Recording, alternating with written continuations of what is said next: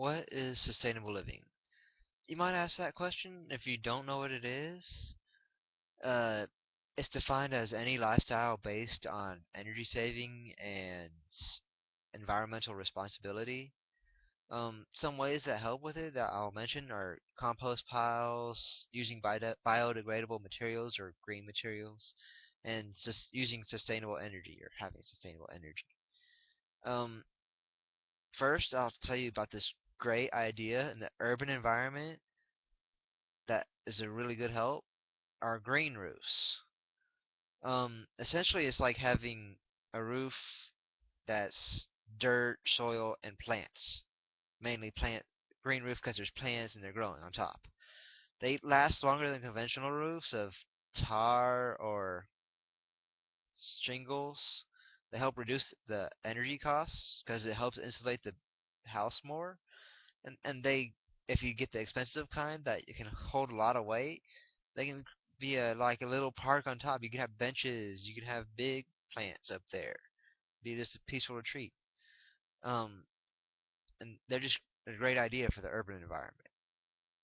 It can be a great idea for the country environment as well. It's not as common in the country environment. Um, Compost piles, like I said, I mentioned, they're essentially anything that decomposes. You can put into a compost pile and use it as fertilizer in your garden, or if you don't have a garden or don't ever plan on having a garden, you can you can use the compost in your lawn to help your lawn look amazing, or just rose bush, or for essentially just anything you want to look pretty. That's a plant. Um, and you won't have to buy the fertilizer, especially if you're good into you want this amazing lawn, or if you want a great garden. It's a great way to save some money. The bad thing is it takes some time for the composting, and it changes according to the size of how big your compost pile is or what time of year it is. It's not everything composts at the exact same rate. Sustainable energy, like solar panels or wind generators, those big white things that turn in the wind, um, they can not only have possibly no electricity bill, but you could possibly get but paid for what extra energy you make and put into the electric grid. A homeowner with a rooftop solar system could be paid up to 4 times more what they produce and put out there than the companies, the power plant companies can be paid, the coal-fired ones, to put the same electricity back there. The bad thing is any form grand enough to power your entire house or the average entire house is expensive to buy and maintain. Now, solar panels can last a long time if you keep care of them, and they can you can possibly maintain them with little cost, but the initial cost of buying them is high. I looked at this bulk retailer site. The cheapest the Now the cheapest thing they had on there was $48, but it only did 10 watts. 10 watts isn't even enough to power one light bulb. But there were a whole lot better choices out there for watts per dollar that you put onto the solar panel. That's just the cheapest thing they had on there. There was stuff that was like 84 cents per watt versus the $48 for 10 watts. Um, Now green materials or biodegradable materials are adobe, bamboo, natural fibers like wool, cotton. There's also uh, another material would be cob, and then there's also hemp, which actually is quite universal, I guess you can say. It has different, it has a whole lot of uses. Not all of them good, but there are, and then there's many other resources and materials out there. Um, Good thing about green materials or biodegradable materials is that they're renewable. They grow, they are easy to get, and they don't disappear. We don't take it out and it's gone forever.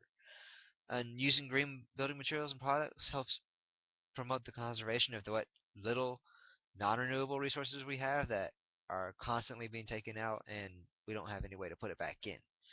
So, I don't know, building a metal building, take all that metal out of the ground, have it rust, it doesn't exactly go back into the ground as metal. Um, Bad thing is it might not be as easy to find green materials or biodegradable materials or products as it may seem. Or I may make it to seem like.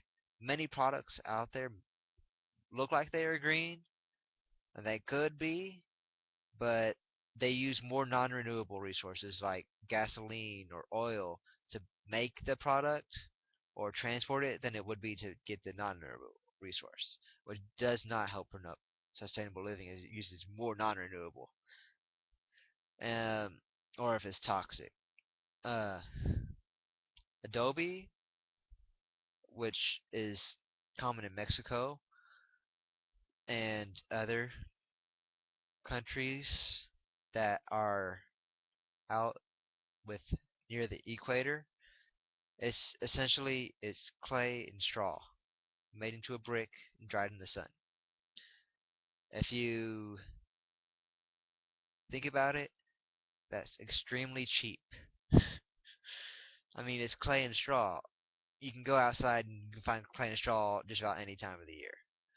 Uh, and the bad thing is it can get washed away. Now it's not like one rain and your entire house falls down, but it just wears it down. And you have to put you have to continue putting clay and let it dry constantly to help keep up with the weathering. But considering how cheap it is, just go outside, clay and straw, it's not that expensive to help to maintain.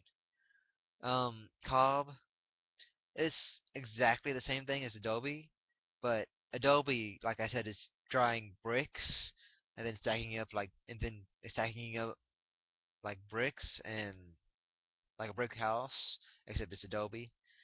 Cob is exactly the same stuff that Adobe's made out of, but instead of make it into bricks first and then put it into a wall, it's just the cob while it's wet. You make an entire wall out of cob while it's wet. No bricks, just solid wall, and then let it dry into the wall shape instead of a brick shape. Uh, and it's the same thing as Adobe, and keeping care of it and all that. It's pretty cheap as well. Bamboo is another great resource. It grows extremely fast considering it's wood products.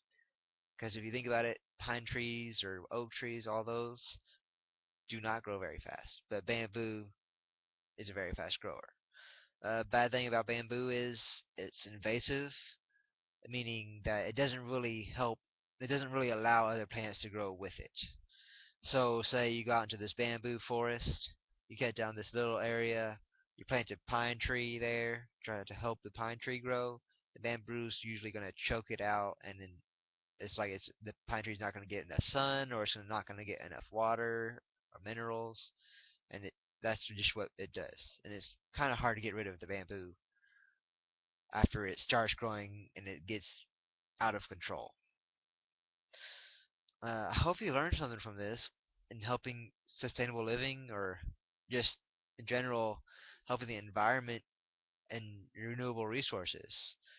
It may not be as easy as I put it out to be, but there are many different ways out there that I didn't mention that could have been mentioned, but this speech would be a lot longer if they were there.